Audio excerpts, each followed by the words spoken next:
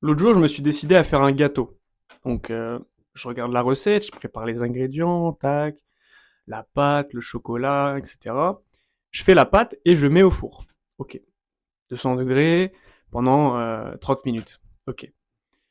Et on est bien d'accord. Quand je fais le gâteau, je laisse le four allumé pendant toute la durée de la cuisson.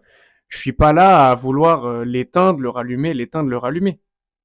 Et là, tu vas dire, mais qu'est-ce qu'il raconte? Pourquoi il me raconte ça? Qu'est-ce qui me parle de gâteau ça- Tu vas comprendre. Faut que tu comprennes que ton cerveau, c'est exactement la même chose qu'un four. Qu'est-ce qu'il me raconte? Qu'est-ce qu'il dit?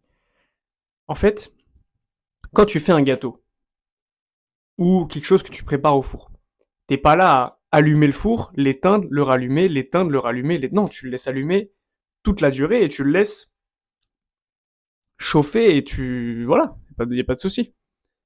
Ben alors pourquoi, quand tu travailles, tu laisses pas ton cerveau allumé pendant toute la session? Pourquoi tu gardes pas ton attention focus sur ton travail pendant toute la session?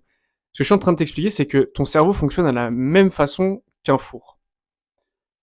À chaque fois que tu vas détourner ton attention, que ce soit ton téléphone, que ce soit quelque chose d'externe, que ce soit même quelque chose d'interne, tu vas avoir ce qu'on appelle le coût cognitif. Et le coût cognitif, c'est comme si tu éteignais le four. Tac, t'éteins le four. Et après, tu dois rallumer. Et en fait, ce qui fait que à chaque fois, tu dois reprendre ta concentration. Et donc, c'est impossible pour ton cerveau de comprendre, de se refocus.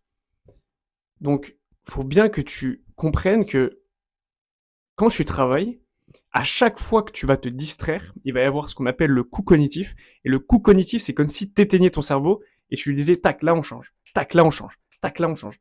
Et ça, c'est hyper coûteux en énergie pour ton cerveau.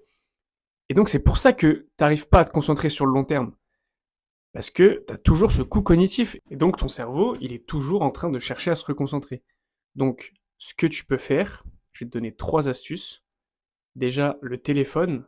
Et le téléphone, les gars, soit tu le vois comme un outil de travail et tu l'utilises pour travailler, soit c'est un outil de divertissement et tu le laisses en dehors de ton bureau et tu l'utilises pas. Ça dépend comment ton cerveau l'associe. Essaye de travailler sur l'association que ton cerveau a entre cette idée-là, entre l'objet et l'idée qui s'en fait dans son cerveau. Ok, travaille sur ça. Deuxième chose, il faut que tu réduises un maximum les distractions. J'ai fait un réel, si tu veux me suivre sur Instagram, Alexis-Prudhomme-, c'est juste là. Euh, Faut que ton environnement de travail il soit hyper dégagé, qu'il y ait aucune distraction. Tu vois, moi j'ai juste des plantes, ma lumière, tac, mes fiches, tout, c'est terminé. Donc, essaye de supprimer un maximum de distractions et d'avoir un environnement de travail vraiment très clean et très dégagé. Ok. Troisième chose, apprends à te reconcentrer grâce à la méditation ou en faisant des activités qui sont très basses en dopamine et qui vont stimuler ton focus. Ça peut être se balader, ça peut être la méditation, c'est un très bon moyen aussi de se concentrer sur. Ça peut paraître cliché, mais tu te concentres sur toi-même, sur ta respiration, et ça t'aide vraiment à passer un cap, à passer un step dans la concentration. Voilà, j'espère que cette vidéo t'aura aidé. N'hésite pas à me suivre sur mon compte Instagram pour avoir toutes les exclus, à t'abonner à la chaîne, à mettre un like. C'était Alex, ciao.